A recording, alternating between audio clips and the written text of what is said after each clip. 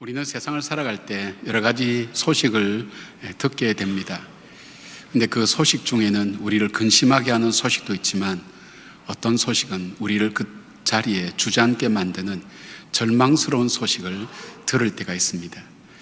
그때는 우리 마음이 굳어지고 앞이 캄캄해지면서 무엇을 해야 될지 알지 못하는 당황스러운 그런 상황에 접하게 됩니다.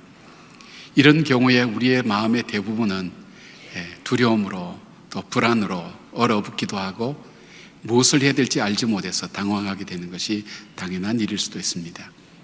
오늘 느헤미야가 그런 상황에 처해 있습니다. 그는 자기 조국 이스라엘의 소식을 들을 때에 저 멀리서 온 소식이었지만 그의 마음을 너무나 아프게 했습니다. 조국을 다시 회복시키기 위하여 돌아갔던 저희들이 그 사명대로 살지 못하고 오히려 고통과 아픔 속에 살아가고 있다는 그 소식을 들을 때 민족의 미래를 염려하는 이 느헤미야의 마음속에는 너무나 고통스럽고 아팠습니다. 절망스러웠습니다. 그래서 그는 울면서 슬퍼하며 땅바닥에 주저앉아서 밥도 먹지 못했다고 오늘 성경은 우리에게 전하고 있습니다. 근데 느헤미야의 마지막 장에 가면 이스라엘은 이 고난과 이 시련 때문에 이 민족이 새로워지는 것을 경험하게 됩니다. 그리고 다시 오실 메시아 400년 뒤에 오실 그 메시아를 준비하는 이 예언적 공동체로 이 이스라엘 백성들이 거듭나는 것을 경험하게 됩니다. 그러면서 성경은 그 사이에 느헤미야라는 한 사람을 소개하면서 이 사람을 통해서 이스라엘 공동체가 얼마나 새로워질 수 있었는가 하는 것을 말씀해 주고 있습니다. 이스라엘이 느헤미야를 통해서 회복되고 복을 받는 공동체가 된 것처럼 오늘 우리의 삶이 어려움과 힘든 일도 많지만 이 일을 통해서 더 아름다운 삶으로 새로워질 수 있다면 얼마나 우리에게 기쁨이 되겠습니까? 나 개인이나 우리 가정이나 이 나라나 교회나 우리가 겪고 있는 우리를 염려하게 했던 그 모든 일들로 인하여 새로워지고 더 아름다워질 수 있다면 우리는 분명 지금의 고통과 아픔은 가치 없는 것은 아닐 것입니다. 어떻게 그렇게 달라질 수 있을까요? 오늘 그렇게 되기를 원하는 우리 모두의 마음은 느헤미야가 이 어려울 때에 어떤 선택을 하며 어떻게 살았는가 하는 것을 우리가 함께 살펴보면서 혹 여러분이 개인적으로나 가정적으로 또 나라적으로 어려움 겪으면서 우리가 할 일은 무엇인가 아무것도 할 수 없다고 손을 놓고 있는 이 상황 속에서 느헤미야가 선택했던 그 지혜로움이 오늘 저희들의 지혜가 되어서 저와 여러분의 아픔이 변화해서 더 크고 놀라운 하나님의 은혜와 축복의 삶으로 변화되는 귀한 일들이 있기를 주의 이름으로 축원합니다. 느헤미야가 선택했던 삶이 뭘까요? 제일 먼저 느헤미야는 이 문제를, 자신의 문제를 하나님께로 갖고 나갔다는 것입니다. 4절 말씀 보면 내가 이 말을 듣고 앉아서 울고 수일 동안 슬퍼하며 하늘에 하나님 앞에 금식하며 기도하여 되어 있습니다.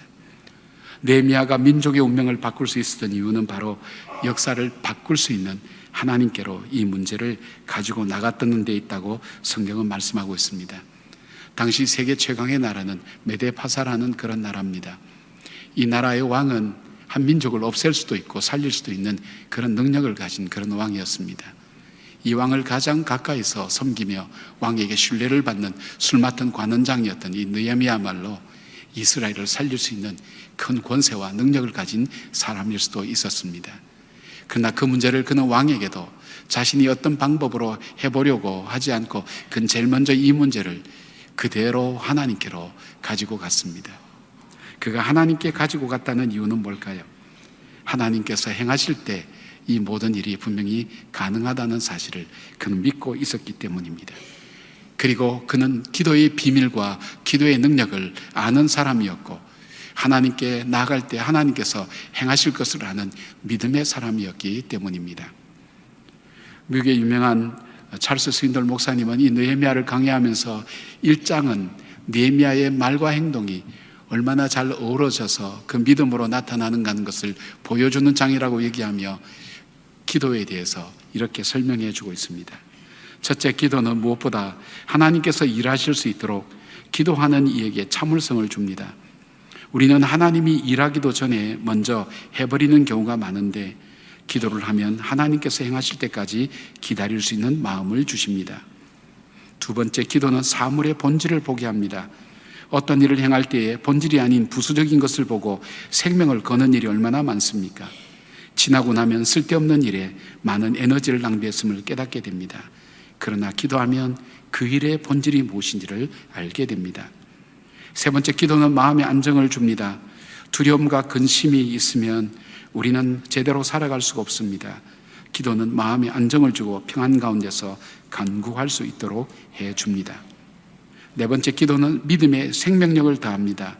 기도할 때 우리의 믿음이 더욱 생명력 있게 살아나 환경을 보지 않고 상황과 관계없이 하나님께서 주신 약속을 붙들고 나갈 수 있게 됩니다. 기도에 대해서 그렇게 잘 설명하고 있습니다.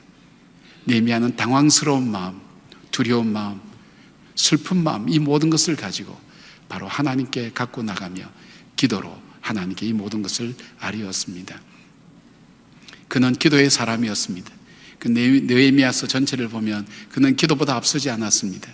모든 일 하나하나 생길 때마다 그는 기도했습니다. 심지어는 왕이 물어볼 때에도 그 앞에서 잠깐 기도하고 왕에게 대답할 정도로 그는 철저하게 하나님 앞에 이 문제를 맡기고 하나님께 이 문제를 내어드리는 그런 기도의 사람인 것을 보게 됩니다.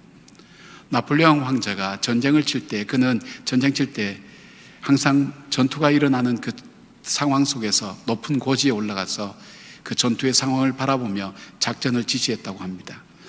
한 번은 정말 이 위기의 상황 속에서 이 전쟁에 이겨야만 하는데도 불구하고 이길 수 없는 그런 전쟁을 벌이고 있을 때도 여전히 나폴레옹은 높은 곳에 올라가서 그 전세가 불리하고 또 패배할 가능성이 많은 그 전투를 바라보며 옆에 있는 네이 장군에게 이렇게 시켰다고 합니다. 네이 장군, 저 언덕에 농가가 보이지요? 예, 저 농가를 반드시 점령하시오. 이 네이 장군이 그렇게 얘기합니다. 장군님, 저 농가는 전략적으로 그렇게 필요한 곳은 아닙니다. 그리고 이미 저기 요새를 구축하고 있기 때문에 저곳을 점령한다는 것은 수많은 희생을 치를 수밖에 없습니다. 그럴 때 나폴레옹은 다시 얘기합니다. 아니요, 어떤 희생을 치르더라도 저 농가만은 꼭 점령해야 돼요. 레이 장군은 나폴레옹의 말을 다 이해 못했습니다. 자기가 아는 지식과 상식으로는 그렇게 필요 없고 이 많은 전투력을 잃어가면서까지 점령해야 될 필요가 있는 것으로 생각을 하지 않았던 것입니다. 그러나 명령을 따라서 그는 그 농가를 많은 희생을 치르고 점령하게 되었습니다. 전쟁에서 승리하고 난 다음 전쟁을 평가할 때 만약 그 농가를 교두보로 삼아서 점령하지 아니하였더라면 전쟁에 이길 수 없다는 것을 그는 알게 되었습니다. 바로 나폴레옹의 탁월한 전략을 보게 됩니다. 그는 전쟁에 칠 때 어디를 교두보로 삼으면 반드시 승리할 수 있다는 것을 아는, 그래서 전쟁에서 승리하는 유명한 사람이 된 것을 우리는 잘 알고 있습니다. 그렇습니다. 그러나 영적인 사람은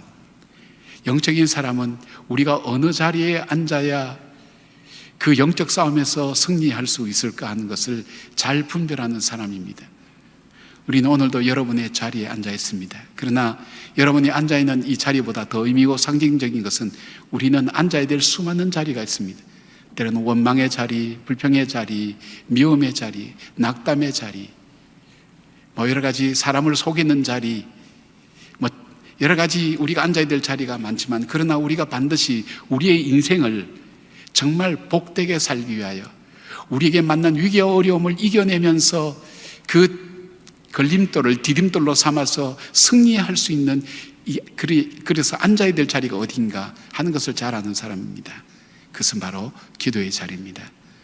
우리의 기도를 들으시고 응답하시는, 그리고 우리의 삶을 주관하시는 그 하나님과 만남의 그 자리야말로 우리가 이 세상 살아가면서 앉아야 될 가장 중요한, 예배와 함께 우리가 놓치지 말아야 될 자리라는 것을 알게 된다는 것입니다. 사랑하는 여러분, 저는 여러분에게 어떤 일이 일어나는지 전 잘 모릅니다. 개인적으로 잘 모릅니다. 여러분도 제 삶 속에 개인적으로 어떻게 일어나는지 잘 모릅니다. 그러나 우리 모두가 공통적인 것이 있다면 기도하지 않고 살 만큼 평안한 사람은 아무도 없다는 것입니다. 우리가 하나님 앞에 절박하게 부르짖지 않고는 살아갈 수 없는 우리 인생을 살아내고 있습니다. 특별히 나라가 어렵고 힘들고 시대가 어려울수록 우리는 살아간다는 것이 결코 쉬운 것만이 아니라는 것을 압니다. 이 어려운 시기에 믿음 지키며 산다는 건 더더욱더 어렵습니다. 그러나 끝까지 우리가 하나님의 사람으로, 믿음의 사람으로 살아가기 위하여, 우리에게 연습도 반복도 없는 우리의 인생을 복되게 살기 위해서 우리가 제일 먼저 앉아야 될 자리가 있다면 바로 이 느헤미야처럼 기도의 자리일 것입니다. 그는 울음의 자리, 슬픔의 자리, 절망의 자리를 떠나서 그는 기도하는 자리로 그의 삶의 자리를 옮겼습니다. 그리고 이 모든 것을 능히 역사를 바꾸실 그 하나님 앞에 기도하는 사람이 되었다는 것을 보게 됩니다. 여러분, 어려운 일 닥치면 우린 당황해서 아무것도 하지 못합니다.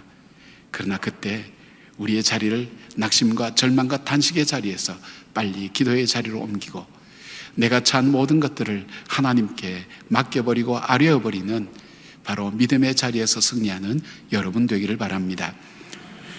느헤미야의 두 번째 지혜는 무엇이었을까요? 그는 환경과 여건보다도 하나님 말씀을, 하나님의 약속을 그는 붙잡았습니다. 5절 말씀입니다. 이르되 하늘의 하나님 여호와 크고 두려우신 하나님이여, 주를 사랑하고 주의 계명을 지키는 자에게 언약을 지키시며 긍휼을 베푸시는 주여 간구하나이다. 우리는 믿음이라는 게 성립되기 위해서는 두 가지 조건이 꼭 필요합니다. 하나는 내가 믿는 대상이 누군가를 잘 아는 것입니다. 그리고 대상을 알 뿐 아니라 내가 믿는 믿음의 내용이 무엇인지를 잘 아는 것입니다. 이럴 때 우리는 믿는다고 얘기합니다. 덮어놓고 믿는 것은 아닙니다. 내가 정말 누구를 믿고 있지? 내가 무엇을 믿고 있지에 대한 분명한 자기 정리가 되어 있는 사람, 그 사람이 믿음의 사람인 것을 보게 됩니다. 그런 면에서 느헤미야는 하나님, 자기가 믿음의 대상이 하나님인데 그 하나님은 어떤 하나님인가? 높고 놀라운 하나님이라는 것을 그는 알았습니다. 뒤에 5절 뒤로 넘어가면 그는 여호와 하나님, 언약의 하나님이라는 것도 그는 믿음으로 고백하고 있습니다. 학자들의 말에 의하면 느헤미야는 모세오경과 성경에 아주 통달했던 사람이라고 얘기합니다. 연구했던 사람이라고 얘기합니다. 그것은 바로 이 느헤미야의 기도가 단순히 자기 말의 기도가 아니라 성경 곳곳에 나타나는 이스라엘 백성들을 향해서 말씀하셨던 하나님의 언약을 따라 그는 기도하고 있다는 것입니다. 그냥 상황을 따라 기도하고 내 마음을 따라 기도하는 것이 아니라 그가 하나님께서 그 백성에게 약속해 주셨던 그 말씀을 정확하게 붙들고 언약을 정확하게 붙들고 언약을 지키시는 하나님, 약속에 신실하신 그 하나님을 그가 바라보며 능히 이 모든 역사 가운데 가능하게 하실 그 하나님을 향하여 그는 부르짖고 있는 것입니다. 우리의 눈으로 볼 때는 불가능했지만 이 느헤미야는 이스라엘의 역사를 통해서 430년간 노예 생활을 하던 자기 백성들을 이 바로의 아들을 죽이기까지 하시면서 우리를 구출해 주신 그 하나님, 홍해처럼 절박한 현실 가운데서 희망 없이 바라보며 죽을 수밖에 없었지만 그 홍해를 갈라서 길로 만드셨던 그 하나님, 일마다 때마다 불가능해서 가능으로 열어가셨던 하나님, 그리고 버려지지 않고 끝까지 붙드시고 함께 하시고 용서하시고 품어주신 그 하나님을 그는 분명히 알았습니다. 그러기에 그는 이 절체절명의 위기 가운데서 그가 붙든 것은 자기의 직위도 아니었고 왕과의 관계도 아니었고 바로 전능하신 그 하나님, 존귀하신 하나님, 우리의 삶의 기도를 들으시고 응답하시는 그 하나님을 붙들고 하나님께 나가는 것입니다. 그 하나님은 자기를 사랑하고 그 계명을 지키는 그 백성들을 끝까지 함께 하시는 하나님인 것을 믿었습니다. 그 하나님은 긍휼이 많으신 하나님인 것을 믿었습니다. 우리의 형편가서는 우리가 죄를 지어 범죄하여 하나님께 버림을 받았다 할지라도, 징계의 자리에 왔다 할지라도 우리를 불쌍하게 보시고 진실로 간구하고 부르실 때 외면치 아니하시는 그 하나님을 알았기에 그는 이 외로움과 어려움 속에서 그가 붙은 것은 세상의 것이 아니라 하나님의 언약의 말씀이었습니다. 신명기 7장 9절 말씀입니다. 그런즉 알라, 오직 내 하나님 여호와는 하나님이시요 신실하신 하나님이시라. 그를 사랑하고 그 계명을 지키는 자에게 천대까지 그 언약을 이행하시며 인애를 베푸시되. 하나님은 세월이 흘러가도, 세상이 바뀌어도, 사람이 바뀌어도 언약하신 것은 반드시 이루시는 하나님. 우리가 이 절체절명의 위기와 어려움 가운데서 모두 불가능하다고 얘기하는 이 가운데서 하나님은 약속하신 것을 반드시 이루시는 그 하나님을 그가 붙들었을 때에 그건 더 이상 낙담하지 않았습니다. 하나님 앞에 지속적으로 계속 기도했다고 성경은 말씀하고 있습니다. 이 기도를 계속 하나님께 드렸습니다. 신실하신 하나님, 위기와 어려움이 있을 때마다 하나님 약속을 찾아내어서 그 약속을 되뇌이며 그 약속을 붙들고 그는 현실을 이겨내고 자기 마음의 절망을 이겨내는 삶을 살았던 것입니다. 사도행전 2장 39절 보면 베드로는 그 백성들에게 설교할 때 이렇게 얘기합니다. 바로 그 하나님이 어떤 분인가? 하나님이 약속하신 것은 결코 변력하거나 하나님이 약속하신 것을 그냥 버리거나 폐기처분하는 그런 하나님이 아니라는 것을 그는 소개하고 있습니다. 하나님의 약속은 누구에게나 동일하게 적용된다고 그렇게 말씀하고 있습니다. 이 약속은 너희와 너희 자녀와 모든 먼데 사람 곧 주 우리 하나님이 얼마든지 부르시는 자들에게 하신 것이라. 하나님께 간구할 때 응답하신다는 하나님의 언약을 따라 기도하는 이 느헤미야는 그 존귀하신 하나님의 약속을 그는 놓지 않았던 것을 봅니다. 우리는 살다 보면 어려움을 만나면 문제에 초점 맞추고 우리에게 주어진 모든 가능성을 뒤로 물러두고 이 문제에만 초점 맞출 때 낙담하고 절망할 때가 참 많이 있습니다. 그리고 두려움은 우리에게 있는 모든 가능성을 얼어붙게 만듭니다. 하나님을 찾지도 못하게 만듭니다.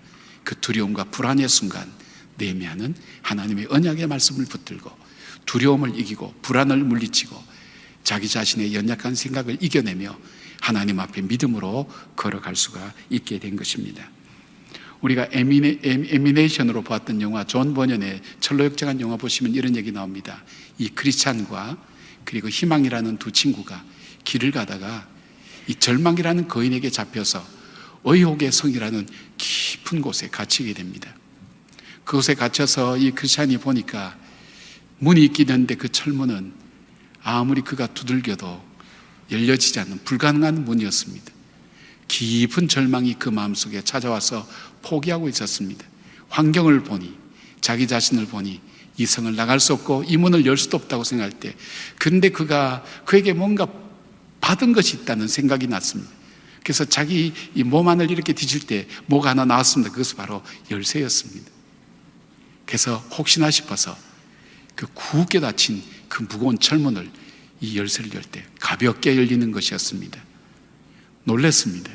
그리고 이 성을 빠져나오기까지 수많은 열 수 없는 문들을 그때마다 이 열쇠를 열어서 돌려서 문을 열어서 그 성을 빠져나오고 바로 이 의욕의 성에서 자유케 되고 절망에서 자유케 되는 그런 이야기가 나옵니다. 우하지만은 우리에게 주는 시사하는 교훈이 뭘까요? 우리가 힘들고 어려울 때 우리는 철문이라는 현실을 바라보고 그 앞에 나약한 나를 바라보고 이 문제를 직면할 것이 아니라 우리를 향해 우리에게 주신 하나님의 언약의 약속을 믿고 우리가 나갈 때는 불가능한 그 문들이 열려지고 그리고 불가능했던 모든 이 일들이 하나님의 역사 속에 이루어졌다는 것을 우리에게 말씀해 주고 있는 것입니다. 하나님은 우리의 기도에 신실하게 응답하시고 우리를 도우시는 하나님이라는 그 믿음을 우리가 갖게 될 때 낙담하지 않고 절망하지 않게 됩니다. 아마 여러분들이 지금까지 살아오시면서도 이 말씀의 열쇠를 붙들고 있었기에 여기까지 걸어올 수 있었을 것입니다.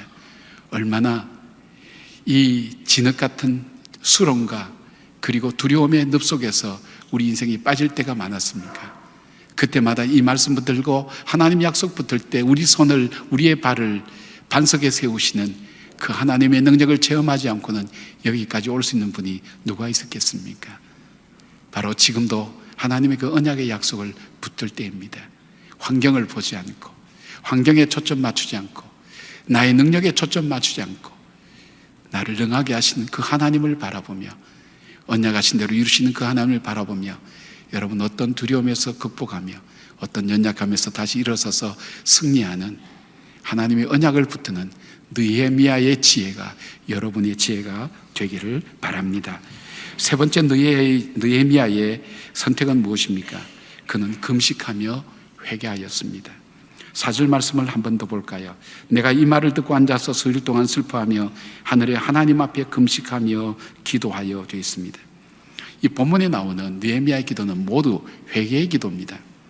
6절 7절 보니까 이제 종이 주의 종들인 이스라엘 자손을 위하여 주야로 기도하오며 우리 이스라엘 자손이 주께 범죄한 죄들을 자복하오니 주는 귀를 기울이시며 눈을 여시사 종의 기도를 들으시옵소서. 나와 내 아버지의 집이 범죄하여 주를 향하여 크게 악을 행하여 주께서 주의 종 모세에게 명령하신 계명과 율례와 규례를 지키지 아니하였나이다. 느헤미야는 성경을 보면서 그에게 있어서 가장 중요한 것이 있다면, 이 현실의 아픔과 어려움보다 더 시급한 문제가 있다면 하나님과의 관계가 회복되는 것이 더 중요한 것을 그는 알고 있었습니다. 왜냐하면 이 모든 것이 하나님과의 관계가 멀어지면서부터 일어난 일이었고, 우리가 눈에 보기에는 지금 우리에게 벌어진 일들이 더 시급하고 급박한 것 같지만 진짜 급한 것은 하나님과의 관계가 회복되는 것이야말로 가장 급한 것이요, 그것이 회복될 때 전지전능하신 그 하나님으로부터 도움을 받을 수 있는데, 하나님과의 관계가 회복되지 않으면 그 하나님으로부터 도움을 받을 수 없다는 것을 느헤미야는 말씀을 통해서 그는 알았습니다. 그리고 그는 하나님 앞에 이스라엘 백성을 대신하여 또 자신의 죄를 가슴에 품고 하나님 앞에 회개하는 기도를 하게 됩니다. 하나님께서는 역사 속에서 이스라엘 백성을 반드시 돌이키기 위해서 하나님께 쓰셨던 방법이 있다면 기도하게 하셨고 회개하게 하셨습니다. 우리를 하나님 앞으로 돌이키실 때, 다시 말씀드리면 우리를 회복시키실 때 하나님께서 우리에게 쓰시는 방법은 기도하게 만듭니다. 여러분, 어떤 어려움이 있어도 우리로 하여금 기도할 마음이 생기게 하면 그건 문제가 해결된 거나 마찬가지입니다. 그리고 그 다음에 그 기도를 통해서 우리에게 하나님께서 주시는 마음은 회개하게 합니다. 하나님께서 내게 주셨던 그 은혜를 잊어버린 삶, 하나님과 언약하며 믿음으로 살기로 다짐했던 그 믿음의 길에서 떠났던 자신의 삶을 돌아보며 하나님 앞에 회개할 때에 하나님께로 돌아가게 됩니다. 그리고 하나님의 사랑을 덧입고 주의 용서함을 받아서 주의 능력을 힘입고 우리의 모든 환경에서, 우리의 어려움에서 회복되는 것을 많이 경험하기 때문입니다. 그런데 이 회개가 절박하게 하나님 앞에 올려드리기 위해서 느헤미야는 금식하며 회개했다는 것입니다. 먼저 이사야 59장 1절에서 2절 말씀 보면 여호와의 손이 짧아 구원하지 못하심도 아니요 귀가 둔하여 듣지 못하심도 아니라 오직 너희의 죄악이 너희와 너희 하나님 사이를 갈라놓았고 너희 죄가 그의 얼굴을 가리워서 너희에게서 듣지 않으시게 함이니라. 우리가 아무리 절박하고 처절하다 할지라도 하나님과의 관계가 막혀버리면, 즉 죄가 가리고 있으면 하나님의 은혜가 우리에게 임하지 않는다는 것을 바로 이 느헤미야는 알았습니다. 그래서 죄부터 먼저 회개하게 됩니다. 그런데 이 죄를, 정말 이 참혹하고 어려운 죄를, 하나님 앞에 무서운 이 죄를 회개하기 위해서 그는 금식하며 기도를 합니다. 금식은 주로 어떤 것입니까? 우리가 생명을 유지하는 데서 음식은 굉장히 중요합니다. 그 생명을 유지하는데 음식을 먹는 것을 포기하고 내 생명과도 귀중하고 절박한 문제입니다. 하나님, 이것은 정말 내 마음을 다해 하나님 앞에 드려져야 할 간절한 소원입니다. 하나님, 정말 하나님과 나와의 관계 속에 이 관계가 회복되어야 됩니다. 주님, 나의 죄를 용서하시고 나를 긍휼히 여겨달라는 그 간절한 기도의 표현이 바로 이 금식 기도입니다. 요엘 선지자는 2장 12절 13절에 이렇게 얘기합니다. 여호와의 말씀에 너희는 이제라도 금식하고 울며 애통하고 마음을 다하여 내게로 돌아오라 하신다니 너희는 옷을 찢지 말고 마음을 찢고 너희 하나님 여호와께로 돌아올지어다. 그는 은혜로우시며 자비로우시며 노하기를 더디하시며 인애가 크시사 뜻을 돌이켜 재앙을 내리지 아니하시나니, 그렇게 말씀하고 있습니다. 금식 기도가 갖는 능력과 은혜가 있습니다.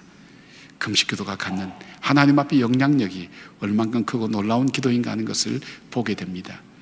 하나님은 우리를 회복시키실 때 회개하게 하시고, 그리고 금식 기도를 통해서 우리의 삶을 바꾸어 주시는 걸 보게 됩니다. 니느웨의 성이 아무리 흉악하고 죄를 지었다 할지라도 저들이 금식하며 회개할 때에 하나님께서 그 니느웨의 성을 향한 심판을 멈추었습니다. 마찬가지입니다. 주 앞에 우리가 회개하고 금식하며 나갈 때 그 기도는 절박한 우리의 현실 앞에 하나님께서 들으시는 간절한 우리의 부르짖음이 되는 것을 보게 됩니다. 고함만 크게 지른다고 절박한 것이 아니라 금식하며 하나님 앞에 진심으로 중심으로 우리의 죄를 회개하고 하나님의 도우심을 구하게 될 때 하나님께서 그 기도를 들으시고 응답하신다는 것입니다. 그리고 회개 기도에 또 하나 특징이 있습니다. 회개 기도는 내 안에서 원인을 찾는 겁니다. 여러분, 우리는 문제의 원인을 찾을 때 밖에서 많이 찾습니다. 너 때문이야.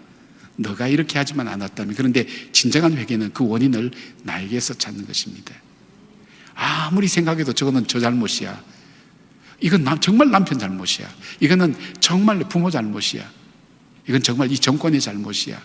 뭐 이건 미국이나 중국이나 일본의 잘못이야. 거기는 변화가 없습니다. 그러나 그 회개는, 하나님께 돌아간 회개는 그 모든 원인을 나에게서 찾는 겁니다. 주님, 하나님께서 나를 축복해 주셨습니다. 나를 하나님의 자녀로 삼아 주셨습니다. 나를 이 땅에 살면서 빛으로 소금으로 살라고 주님 말씀해 주시고 나를 통해 축복의 통로로 삼으시겠다고 말씀해 주셨는데, 이 어려움이 오게 된 것은 내가 가정 안에, 내가 교회 안에, 내가 이 나라와 이 민족을 위하여 정말 하나님 앞에 바르게 살지 못한 그 모든 일어난 원인의 내용이 바로 내 안에 있습니다. 느헤미야는 나와 내 아버지 집이 범죄하였다고 고백합니다. 그 조상들의 죄까지 자기의 죄로 받아들이고 자기의 잘못으로 받아들이고 하나님 앞에 나갈 때 그 회개는 하나님 마음을 움직이고 감동하는 역사가 일어납니다. 회개는 온전한 자기 책임을 시인하고 고백하며 하나님 앞에 간구하고 부르짖을 수 있어야 됩니다. 요나가 이 폭풍이 나의 영고를 할 때, 그리고 그가 바다에 뛰어들었을 때, 바다가 잠잠하고 배에 있는 사람이 함께 살았을 때에 정말 이 태풍과 이 폭풍이 일어나는 것이 바로 나로 인한 것이라는 그 마음이 하나님께 고백되어질 때에 잔잔하게 되고 평안이 이루어진 것을 봅니다. 한국교회 회복은 1907년도 이 평양 장대인교회에서 일어났던 여러분 회개운동이라는 것을 아십니까? 왜 이것이 커다란 한국 사회의 분기점이 됐냐면, 이 회개는 한국이 전통적으로 해왔던 축첩하는 것, 첩을 두는 것, 노름하는 것, 술 먹고 그리고 행패 부리는 이 모든 것들을 바로 이 회개의 자리에서 도박하고 훔치고 사기치는 이 모든 것을, 한국 사회를 병들게 만들었던 깊이 뿌리 박혀있던 이 모든 것들을 내어놓고 하나님 앞에 자복하고 회개할 뿐 아니라 진정으로 하나님 나라를 사모했던 바로 이들의 믿음의 회복이 바로 이 회개운동을 통해서 일어났습니다. 어떤 역사가는 얘기합니다. 이 회개운동은 3.1운동으로 이루어졌다. 왜? 이 회개운동을 통해서 우리가 하나님을 볼 때 이 나라는 정말 하나님이 통치하시는 의와 희락의 화평의 나라가 되어야 된다는 그 간절한 열망이 3.1운동으로 이루어졌고, 이 3.1운동은 한국 이 현대사의 이 교회가, 우리나라가, 이 정부가 세워지는데 정신적인 기초가 되었다고 얘기합니다. 자주독립과 평화와 그리고 정말 자유함을, 우리에게 그 가치의 소중함을 우리에게 일깨워 주었던 그 계기가 바로 장대인교회 회개운동이 있습니다. 내 안에서 원인을 찾은 겁니다. 우리를 이렇게 괴롭히는 일본에게서 찾은 것이 아니었습니다. 내 안에, 주여 내 안에 문제가 있습니다. 나의 문제입니다. 나의 아픔입니다. 나의 죄악입니다. 하나님 앞에 살지 못했던 것, 축적했던 것을 사람이 공개적으로 회개하기 시작했습니다. 술 먹고 노름하고 그리고 이 집안의 식구들을 괴롭혔던 이 모든 것들을 회개하면서 한국 사회를 병들게 만들었던 썩었던 모든 동아줄들을 하나씩 끊어내는 절박하고 정말 놀라운 변화들이 이 회개 현장에서 일어났을 때 한국 사회는 변하기 시작했습니다. 사람들이 달라지기 시작했습니다. 그 속에 하나님 나라의 소망이 그 마음속에 들어가게 되었습니다. 깊은 절망에 묻혀있던 이 민족의 가슴 속에 생명력 있는 소망이 이 회개를 통해서 일어나게 된 것을 바라보게 됩니다.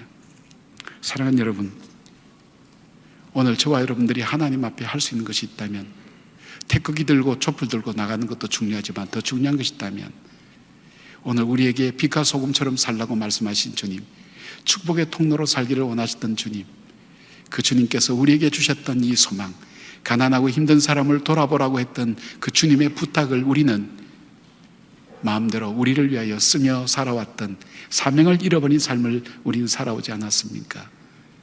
하나님 우리에게 먹을 것과 씨앗을 주셨다고 했는데, 먹을 것만 먹은 게 아니라 다음 세대를 위해서 뿌려야 될 씨앗까지도 다 먹어치웠던 바로 우리의 탐욕스러운 그 삶이 우리 오늘의 병든 교회와 병든 그리스도인과 병든 나라와 사회를 만들고 병든 가치관을 가진 리더들이 세워지게 된 이유라고 생각해 볼 수 있지 않습니까? 우리가 지금이라도 깨어나서 다시 하나님께 회개해야 됩니다. 누구를 원망할 것이 아니라 내 안에 하나님 뜻대로 살지 못한 나의 죄가 내 안에 있습니다. 그리고 회개할 때에 하나님은 미스바의 기적을 베풀어 주셨습니다. 블레셋 군들이 쳐들어올 때 사무엘과 함께 회개하며 주님께 제단을 쌓고 자기의 삶을 돌이키고 우상을 내어 던져버리며 옛 구습을 다 던져버리고 하나님만을 섬기겠다는 바로 그 예배를 드릴 때에, 그들이 함께 모여 기도할 때에 블레셋 군대를 하나님이 물리쳐 주신 것처럼 우리가 회개하는 데서 이 시대는 새로운 소망을 찾을 수가 있습니다. 그리하여 우리가 27일 날 함께 모여서 기도하며 회개하며 금식하며 하나님께 나가는 날로 삼는 겁니다. 이 한 날만 아닙니다. 앞으로 한 달에 한 번씩이라도 여러분 하나님 앞에 금식하며 나의 남은 삶이 복된 삶이 되도록, 내 가정이 아름다운 하나님의 가정이 될 수 있도록, 그리고 내가 섬기는 이 교회가 정말 이 시대 속에 건강하고 병들지 않는 사명을 감당하는 교회가 되도록, 내가 속한 이 나라와 이 민족이 정말 살아있는 하나님의 역사를 증거하는 축복의 통로로 쓰임받는 나라가 될 수 있도록 우리가 함께 기도할 수 있는 그 기도를 회복한다면 이 나라는 진정한 소망이 있습니다. 그 소망을 이루는 이 시대의 느헤미야가 바로 여러분들이 되시길 바랍니다. 이 자리에 앉아 계신 한 분 한 분들이 바로 이 느헤미야가 될 때에 이스라엘의 역사가 예언적 공동체가 될 수 있었던 것처럼 이 고난과 시련 때문에 진정으로 가치 있는 것이 무엇이며 우리가 어떻게 살아야 될지 삶의 길을 분명히 발견하게 될 것입니다. 독일의 통일이 가능했던 일에 대해서 수많은 학자들이 다양한 의견을 내어놓습니다. 그러나 정작 독일 통일의 시작은 당시 동독에 있었던 인구 30만의 작은 도시 라이프치히의 성 니콜라이 교회에서 있었던 기도로부터 시작되었다는 사실을 부정하는 사람은 없습니다. 이 교회를 담임했던 크리스티앙 피리 목사님은 독일이 통일되기 8년 전부터 매주 월요일 오후 5시에 평화 기도회를 열었습니다. 처음에는 단지 6명만 모이는 아무도 알아주지 않는 보잘것없는 기도회였습니다. 노란 종이에 기도 제목을 적고 촛불을 켜고 기도회를 시작했습니다. 기도회는 반복적으로 이루어지면서 3가지를 강조했습니다. 하나는 독일의 미래를 위하여 우리는 어떻게 살 것인가 하는 것을 토론하였습니다.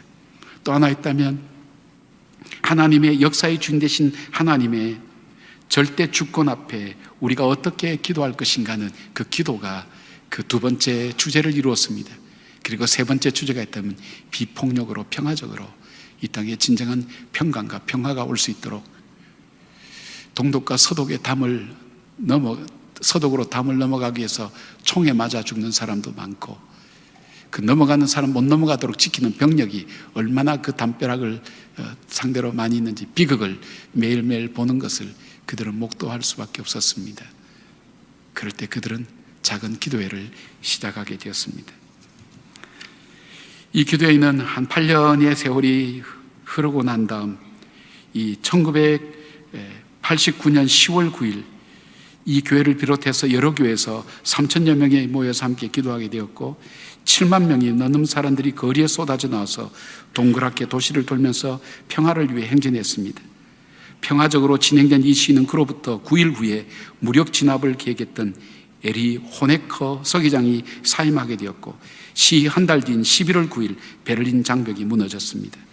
그리고 그 다음인 1990년 독일은 마침내 통일을 하게 되었습니다. 이 크고 놀라운 역사의 시작은 바로 작은 기도회부터 시작되었습니다. 훗날 기도회를 시작하고 이끌었던 크리스티앙 피로 목사님은 여러 세미나에서 강의하면서 그는 이렇게 얘기합니다. 갑갑하고 안타까운 현실 앞에 살아계신 하나님께 기도하는 방법밖에는 없었다고 기도를 시작하게 된 이유를 설명하고 있습니다. 느헤미야가 들었던 고통스럽고 슬픈 소식을 여러분 혹시 들으셨습니까? 여러분의 가족들로부터 또 이 나라에 돌아가는 모든 문제로부터 그 소식을 들으셨습니까? 그래서 절망하고 슬퍼하고 우는 느헤미야의 모습처럼 우리의 모습이 그럽니까? 그러나 그 다음 느헤미야는 거기에서 멈추지 않고 그는 기도의 자리로 나갔습니다. 하나님의 언약을 붙들었습니다. 그리고 하나님과의 관계를 회복하기 위하여 그는 회개하며 금식하며 회개하며 하나님의 긍휼과 자비를 다시 구했습니다. 그리고 그렇게 간구했던 느헤미야를 통해서 하나님은 이 백성을 온전케 하셔서 이제 400년 뒤에 메시아를 보내주시겠다고 유다 지파를 통해서 보내주시겠다고 약속하신 예언자의 그 예언을 이루어가는 굉장히 중요한 분기점에 바로 이 느헤미야와 에스라가 쓰임받은 것을 보게 됩니다. 우리의 미래는 어두울 수밖에 없습니다. 우리나라는 지하 자원도 많은 것도 아니요, 우리나라는 땅덩이가 넓은 것도 아닙니다. 남과 북이 나눠졌고 북에는 이미 핵을 가지고 민족의 생존을 한꺼번에 다 없애버릴 만한 위협과 위력을 하고 있습니다. 한반도를 둘러싼 열강들의 각축전은 우리를 경제적으로 정치적으로 여러 가지 면에서 이용하면서 우리나라를 압박하고 있습니다. 무엇보다도 가장 치명적인 것은 우리가 하나가 되고 있지 않다는 것입니다. 이 나라가 외세에 침략당했을 때 똑같이 경험했던 것은 분열이 되어 있기 때문입니다. 이휘태 씨가 쓴 책에 보면 한국 민족 속에 독 속에 든 개라고 얘기합니다. 충분히 그 개는 빠져나올 수 있는데 나오면 밑에서 잡아당기는 분열되었던 바로 그 역사들이 비참한 결과를 낳았다고 얘기합니다. 우리가 이파든 저파든 상관없이 우리가 그리스도인이라면 우리는 하나님 앞에 기도하는 것을 감히 거절하는 사람은 없을 거라고 저는 확신합니다. 그렇다면 우리가 하나님께 기도하는 자리로 우리가 함께 나가십시다. 그리고 하나님께서 주관하시고 역사하시는 그 하나님 나라가 이 땅에 이루어지도록 우리가 간절하게 기도하며 이 시대의 느헤미야가 되어서 하나님께 간구하는 저와 여러분 되기를, 우리 교회가 되기를 진심으로 부탁드리며 함께 기도하기를 축복합니다. 아멘. 기도하겠습니다. 하나님 나라를 꿈꾸며 달려온 이 나라, 수많은 침입과 그리고 고통으로 어려움을 겪었던 이 나라, 그러나 그러기에 가장 암흑의 절망의 시기에 복음을 이 땅에 보내주셔서 세계 그 어느 나라보다도 복음으로 새로워진 나라, 그리고 삶에 있어서 달라진 나라로 바꾸어주신 이 나라는 하나님께서 이루어오신 나라였습니다. 주님, 다시 한번 주님의 인도하심을 구하는 주의 백성들의 간절한 기도가 주께 올려드려질 때 주님 역사하여 주시고 우리의 간구와 기도 앞에 응답하여 주시며 우리나라와 이 민족이 작지만 하나님 북한에 있는 우리의 동포들로부터 시작해서 복음으로 통일되게 하여 주셔서 하나님 이 나라가 열방 가운데 축복의 통로로 쓰임받는 이 민족이 될 수 있도록 도와주시옵소서. 예수님의 이름으로 기도드리옵나이다. 아멘.